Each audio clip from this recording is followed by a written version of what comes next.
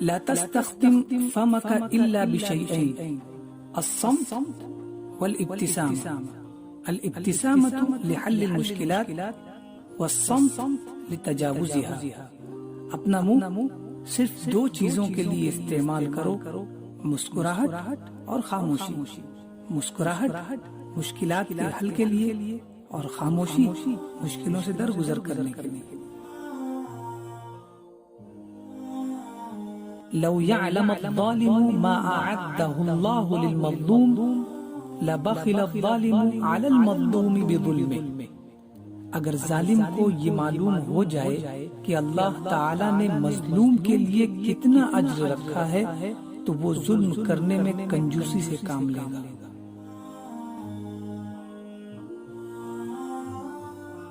اذا اخذ الله منك ما لم تتوقع ضياعه فسوف يعطيك ما لم تتوقع تملكه. جب اللہ تعالیٰ تم سے وہ چیز چھین لے جس کے ضائع ہونے کی تمہیں امید نہیں تھی تو یقین رکھو عنقریب اس کے بدلے وہ چیز عطا فرمائے گا جس کے ملنے کی تمہیں امید نہیں ہوگی.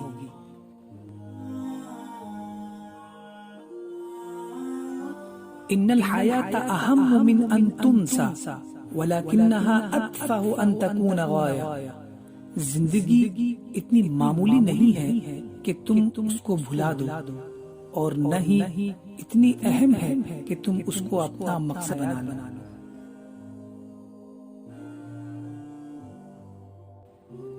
سیصادفک شیء طلبته من اللہ منذ زمن بعید ربما نسیتہ لیکن اللہ لم ینساہ.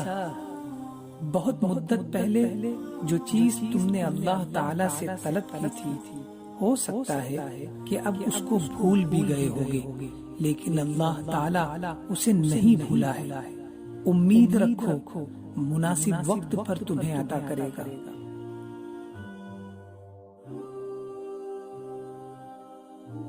لعل اللہ حرمک مما ترید لیعطیک ما تحتاج. اللہ تعالیٰ تمہیں اس چیز سے محروم رکھتا ہے جسے تم چاہتے ہو تاکہ تمہیں وہ چیز عطا کرے جس کی تمہیں ضرورت ہو.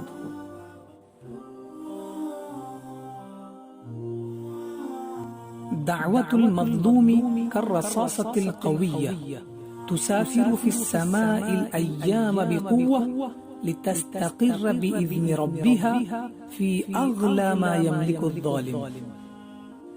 مظلوم کی بددعا بندوق کی گولی کی طرح ہے جو زمانوں تک آسمان میں پرواز کرتی رہتی ہے پھر اللہ تعالیٰ کے حکم سے ظالم کی اس چیز کو نشانہ بناتی ہے جو اس کے نزدیک سب سے قیمتی ہو.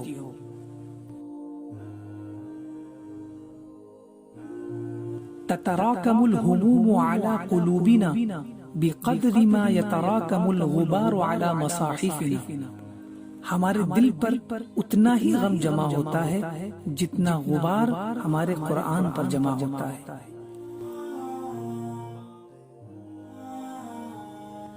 ان المال عبد مخلص ولكنه سید ردیء هو عبدك حين تنفق ولكن حين تخزنه وتتكالب عليه یشقیک و یمرضک لأنک اصبحت خادما له.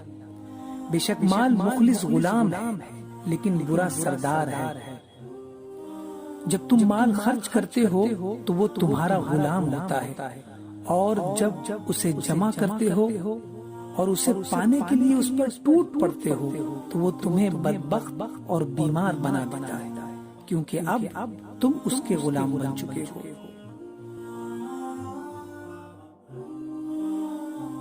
والظالم حين يظلم لا يأخذ حق غيره فقط بل يغري غيره من الأقوياء على أخذ حقوق الضعفاء وظلمهم. وإذا انتشر الظلم في المجتمع تأتي معه البطالة وتتعطل حركة الحياة كلها۔ جب ظالم ظلم کرتا ہے تو وہ صرف دوسرے کا حق نہیں مارتا بلکہ وہ اپنے اس ظلم سے دوسرے طاقتور لوگوں کو کمزوروں کے حق مارنے اور ان پر ظلم کرنے پر ابھارتا ہے۔ پھر معاشرے میں ظلم پھیل جاتا ہے اور اسی کے ساتھ بیکاری بھی پھیل جاتی ہے، پھر زندگی کی حرکت رک جاتی ہے۔